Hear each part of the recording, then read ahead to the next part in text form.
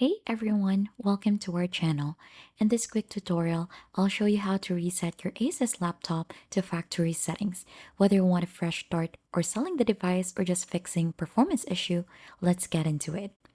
Important warning as well, a factory reset will erase all your files and app, so make sure to back up your important data before continuing.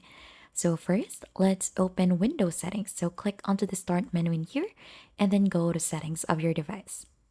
And now, once you're in here already onto the settings, you could find in the settings in here, reset this PC so that it would be easier for you. You could utilize the search bar here. Then right after, under recovery option, there is an option for you to reset the PC.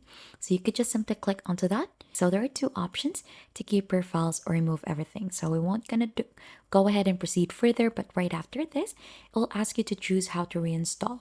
So there is cloud download, which will download the latest version of Windows, and local reinstall, which uses the files already on your device.